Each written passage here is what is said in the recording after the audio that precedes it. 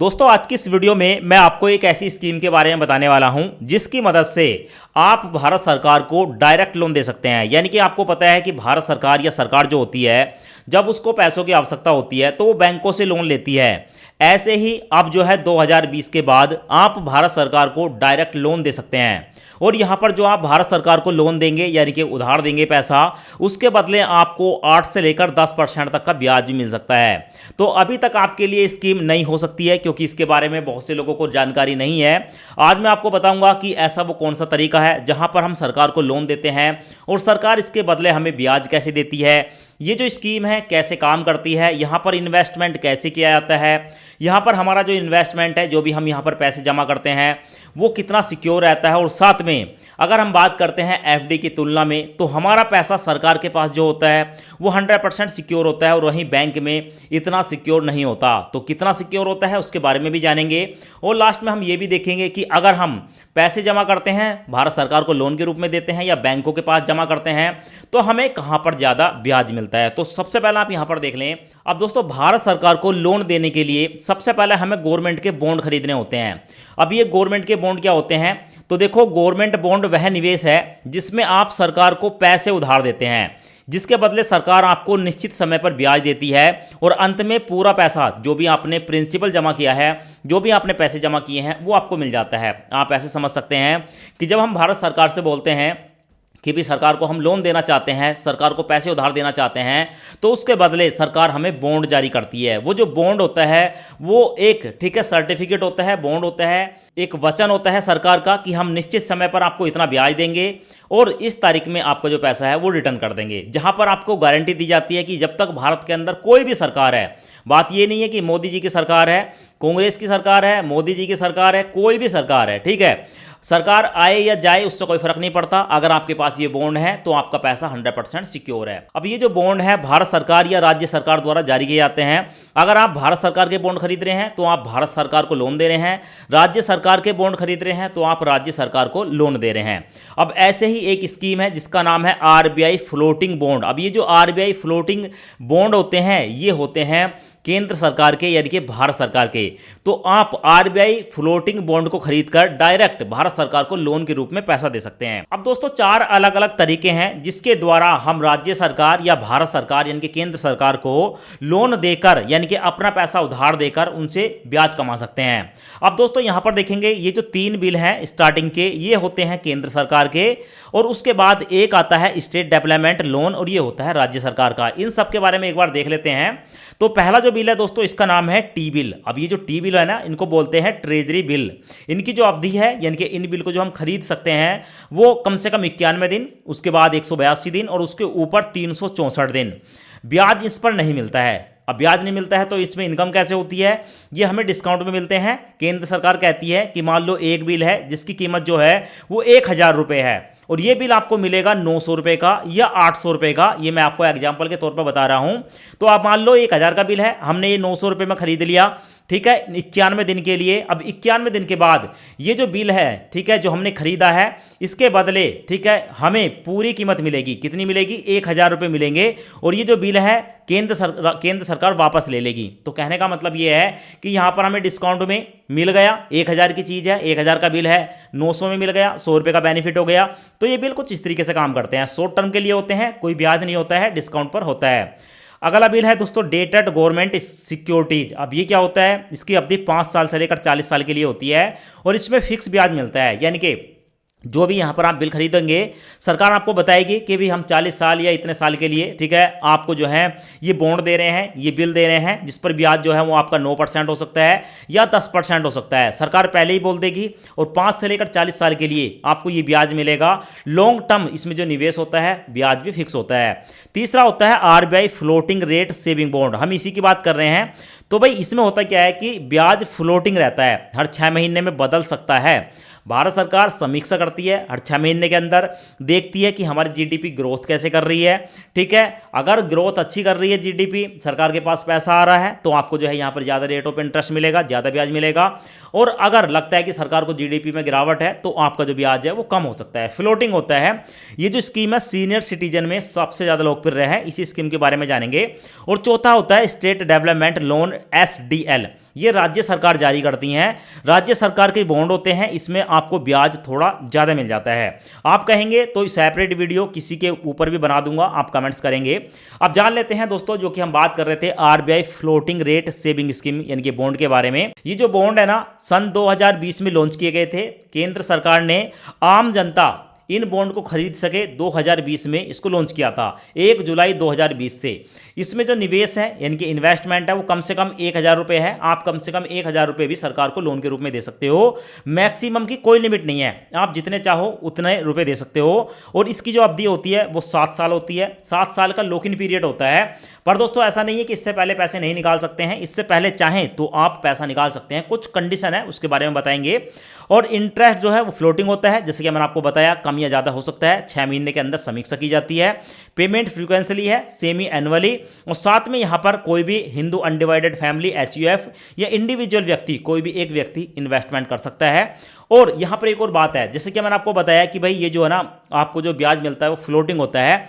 तो अगर NSE की रेट बदलती है, ठीक है, NSE की रेट बदलती है तो आपका ऑटोमेटिक जो ब्याज है वो चेंज हो जाएगा। यानी कि NSE के बॉन्ड पर, ठीक है, डिपेंड करता है आरबीआई फ्लोटिंग रेट। अब ये क्या होता है इसके बारे में डिटेल में जानेंगे। तो देखो NSE की जो रेट है ना, NSE क्या होता है, नेशनल सेविंग सर्टिफिकेट। अब ये क्या है, ये एक बचत स्कीम है, ठीक है। इस स्कीम के बारे में थोड़ा सा मैं आपको डिटेल में बता देता हूं। आपको जो भी NSE पर ब्याज मिलेगा उसका 0.35% ज़्यादा ब्याज मिलेगा आरबीआई के फ्लोटिंग बॉन्ड पर, यानी कि इसका ब्याज जो है ज़्यादा रहता है। NSE national saving certificate Bharat सरकार की एक सुरक्षित स्मॉल सेविंग स्कीम है और इसको पोस्ट ऑफिस द्वारा चलाया जाता है। आप पोस्ट ऑफिस में जाकर इसमें निवेश कर सकते हैं, ठीक है। ये एक फिक्स इनकम निवेश है, ठीक है, जिसमें आपका पैसा सुरक्षित रहता है और एक तय अवधि के बाद गारंटी रिटर्न मिलता है।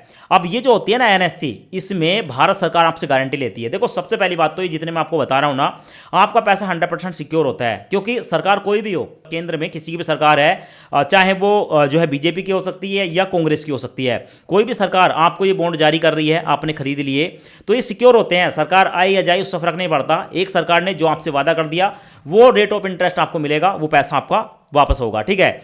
अब ये जो है ना NSE नेशनल सेविंग सर्टिफिकेट, इसकी जो अवधि है वो 5 साल है। ब्याज इस पर अभी की बात करेंगे जनवरी 2026 की, तो 7.7% कंपाउंडिंग ब्याज मिलता है। कंपाउंडिंग मतलब चक्रवृद्धि ब्याज मिलता है। अब देखो होता क्या है कि इसकी अवधि 5 साल है, तो आपको जो ब्याज मिलेगा ना वो 5 साल के बाद मिलेगा। और 5 साल के बाद आपका ब्याज प्लस जो आपका मूल है वो जुड़कर, ठीक है, वो पैसा आपको मिलता है। न्यूनतम आप इसमें भी 1000 रुपये जमा कर सकते हैं, मैक्सिमम की कोई सीमा नहीं है। यहाँ पर भी आपको जो जोखिम है वो शून्य रहता है। कहने का मतलब ये है कि जो NSE है, अगर भारत सरकार इसका ब्याज बढ़ाती है तो ऑटोमेटिक आपका जो है आरबीआई के जो बॉन्ड है उसके रेट ऑफ इंटरेस्ट बढ़ जाएगा। इसके कम होते हैं तो उसका भी आपका कम हो जाएगा। अब यहाँ पर जो रेट ऑफ इंटरेस्ट है जनवरी 2026 में, ठीक है, आरबीआई के बॉन्ड पर जो मिल रहा है वो 8.05% मिल रहा है, ठीक है। NSE से 0.35% ज़्यादा है। हर 6 महीने में रेट ऑफ इंटरेस्ट बदल सकता है और हर 6 महीने में 1 जनवरी और उसके बाद 1 जुलाई को आपका जो भी ब्याज बनता है, जो भी पैसा आपने जमा किया है, वो ब्याज आपके सेविंग अकाउंट में ऑटोमेटिक ट्रांसफर हो जाता है। सो अब आपको यहाँ पर जो ब्याज मिलता है वो 6 महीने में मिलता है, तो भारत सरकार के पास तो रहता नहीं है। तो ऐसी कंडीशन में आपका जो ब्याज है उस पर कंपाउंडिंग नहीं होती है। कंपाउंडिंग उसी ब्याज पर होती है जो सरकार के पास रहता है, ठीक है। अब अगली जो यहाँ पर रिसेट, संभवतः अगली जो ब्याज दर लागू होगी वो 1 जुलाई 2026 से होगी। NSE की ब्याज दर अगर अपडेट होती है तो यहाँ पर भी आपको अपडेट देखने को मिलेगा। टेन्योर की बात करेंगे तो आरबीआई फ्लोटिंग बॉन्ड जो होते हैं इसकी अवधि 7 साल है, ठीक है। यह बॉन्ड मैच्योरिटी तक होल्ड करना होता है, लॉक इन पीरियड होता है। और यहाँ पर अगर आप नॉन सीनियर सिटीजन हैं, आपकी एज 60 साल से कम है, ऐसी कंडीशन में आपको 7 साल तक इन बॉन्ड को होल्ड करना होता है, चलाना होता है। पर मान लो जिसने इस बॉन्ड को खरीदा है, ठीक है, इन फ्यूचर उसके पास बॉन्ड है, उसकी डेथ हो जाती है, ठीक है, तो ऐसी कंडीशन में उसने जो भी नॉमिनी बनाया है, क्योंकि नॉमिनी तो हर एक स्कीम में बनता है, जो भी नॉमिनी बनाया है वो नॉमिनी कभी भी यहाँ से बॉन्ड का पैसा विड्रॉ कर सकता है, ठीक है। अब मान लो कोई सीनियर सिटीजन है, ठीक है, तो सीनियर सिटीजन का लॉक इन पीरियड नहीं है। यहाँ पर कुछ विशेष सुविधा दी गई है, क्योंकि उनकी एज ज़्यादा होती है, तो एज ज़्यादा होने पर रिस्क ज़्यादा होता है, क्योंकि भाई जिसकी एज ज़्यादा है उसको कभी भी कुछ भी हो सकता है। ऐसी कंडीशन में बताया गया है कि 60 से लेकर 70 साल अगर किसी की एज है तो इन बॉन्ड को 6 साल के अंदर वो निकाल सकता है। वैसे इनकी जो अवधि है वो 7 साल है। ऐसे ही मान लो किसी की एज है 70 साल से लेकर 80 साल के बीच, वो 5 साल के अंदर निकाल सकता है। और 80 साल से ज़्यादा किसी की एज है तो भाई 4 साल के अंदर यहाँ से बॉन्ड से पैसा निकाल सकता है। पर दोस्तों होता क्या है कि अगर 7 साल से पहले पैसा निकालते हैं यहाँ पर सीनियर सिटीजन भी, तो उनको 0.5% यानी कि आधा % पेनल्टी देनी पड़ेगी। कहने का मतलब है कि अगर 8% का ब्याज मिल रहा है तो फिर ब्याज मिलेगा 7.5% का। तो यहाँ पर प्री मैच्योर जो यहाँ पर पेनल्टी है वो 0.50% है। अब जान लेते हैं यहाँ पर टैक्स बेनिफिट के बारे में। तो देखो, टैक्स में आपको कोई बेनिफिट नहीं है, इंटरेस्ट पूरी तरह से टैक्सेबल होता है। कहने का मतलब है कि जो भी आपका यहाँ पर ब्याज बन रहा है उस पर आपको टैक्स देना पड़ेगा। साथ में इसमें टीडीएस भी लागू होता है। जैसे कि आपको पता है जो रूल एफडी पर लागू होते हैं वही रूल यहाँ पर होते हैं। एफडी आपने किसी बैंक में करी और आपका ब्याज अगर 50,000 तक है तो फिर तो कोई टैक्स नहीं देना है, और 50,000 से ज़्यादा अगर आपका जो है ब्याज बनता है तो आपको पता है 10% टीडीएस देना होता है।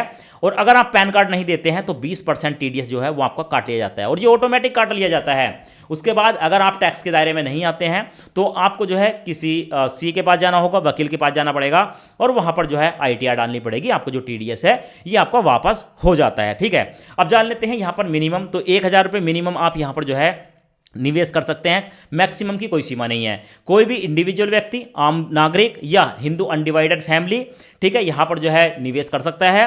पर एनआरआई, ठीक है, कोई भी एनआरआई इस स्कीम में इन्वेस्टमेंट नहीं कर सकता है। अब देख लेते हैं लास्ट में कि अगर हम एक एफडी में पैसा जमा करते हैं तो भी एफडी में ज़्यादा सिक्योरिटी है, या आरबीआई के बॉन्ड खरीदते हैं तो यहां पर ज़्यादा सिक्योरिटी है। देखो, रिटर्न की बात करेंगे तो सामान्यतः एफडी से ज़्यादा ब्याज ही आपको मिलेगा। अभी आप देख रहे हो एफडी पर कितना ब्याज मिल रहा है, 6-6.5% के रेट ऑफ इंटरेस्ट चल रहे हैं ज़्यादातर सभी बैंकों में। उसके बावजूद इन बॉन्ड में आपको 8.05% का ब्याज मिल रहा है। तो एफडी से तो हमेशा बेहतर ही रहते हैं ये बॉन्ड, और हर 6 महीने में आपको यहां पर इनकम मिल जाती है। गारंटी जो होती है इन बॉन्ड की वो गवर्नमेंट की होती है। ठीक है, अब भारत सरकार है तो 100% आपका पैसा सिक्योर्ड है। पर अगर हम बात करेंगे बैंकों में एफडी की, तो भाई बैंक में आपकी जो एफडी है वो सिक्योर होती है बैंक की तरफ से। दोनों में अंतर क्या होता है? देखो, गवर्नमेंट आए या जाए फर्क नहीं पड़ता, आपका पैसा 100% सिक्योर है। पर अगर मान लो किसी बैंक में आपने पैसा जमा कर रखा है, बैंक का लाइसेंस रद्द हो जाए या बैंक डूब जाए, कुछ भी हो सकता है, ऐसी कंडीशन में आपका जो पैसा है वो 5 लाख तक सिक्योर होता है। 5 लाख तक, 5 लाख से ऊपर आपका पैसा सिक्योर नहीं होता है। ऐसी इंटरेस्ट की बात करेंगे, यहाँ पर फ्लोटिंग है, और मोस्टली जो बैंक में एफडी होती है वो पहले बता देते हैं कि भी आपकी जो एफडी पर इतना ब्याज मिलेगा। लिक्विडिटी यहाँ पर लो होती है, यहाँ पर मीडियम होती है। ये फुल्ली टैक्सेबल है, ये भी फुल्ली टैक्सेबल है। अगर बात करेंगे आरबीआई के बॉन्ड की, 7 साल के लिए खरीदे जाते हैं। एफडी आपको पहले ही बता दिया जाता है, आप 1 साल की एफडी कर रहे हो, 7 दिन की एफडी कर रहे हो, 1 महीने की एफडी कर रहे हो, 1 साल, 2 साल, 3 साल, मैक्सिमम 10 साल तक की यहाँ पे एफडी कर सकते हैं। अब निवेश कहाँ पर करना है अगर बॉन्ड खरीदने हैं आम व्यक्ति को या किसी को भी? तो देखो भाई, State Bank of India, HDFC bank, ICIC bank, PNB bank, कुछ और भी बैंक है जैसे बैंक ऑफ बड़ौदा, इन बैंकों में जाकर, ठीक है, आप जो है डायरेक्ट बैंक की ब्रांच में जाकर विजिट कर सकते हैं। वहां पर कह सकते हैं कि आपको जो है आरबीआई के फ्लोटिंग बॉन्ड खरीदने हैं। ठीक है, एक तो ये तरीका है। दूसरा, आप किसी भी पोस्ट ऑफिस की ब्रांच में चले जाओ, आपके पास पोस्ट ऑफिस है, वहां पर जाकर जो है आप इन बॉन्ड को खरीद सकते हैं। और मान लो अगर ऑनलाइन इंटरनेट बैंकिंग आपके पास है इन बैंकों की, तो यहां से भी खरीद सकते हैं। सब बैंकों के पास ये फैसिलिटी नहीं है, तो यहां पर जो है कुछ ही बैंक ऐसे हैं जहां पर भारत सरकार ने परमिशन दे रखी है, और पोस्ट ऑफिस में तो आप कहीं पर भी कर सकते हैं, क्योंकि पोस्ट ऑफिस जो है वो भारत सरकार की ही शाखा होती है। अब इसके बाद एक और एप्लीकेशन आती है, प्ले स्टोर पर देखने को मिलेगी, आरबीआई रिटेल नाम की एप्लीकेशन है, रिजर्व बैंक ऑफ इंडिया की। इस ऐप के द्वारा कर सकते हो। पर मेरा मानना है कि अगर आप बैंक में जाकर करोगे या पोस्ट ऑफिस में जाकर करोगे तो ज़्यादा बेनिफिट रहने वाला है, वहां पर आपको और अच्छे से डिटेल देखने को मिल जाती है। तो आशा करते हैं ये वीडियो आपको पसंद आया होगा। वीडियो पसंद आया वीडियो को लाइक करें और चैनल को सब्सक्राइब जरूर करें।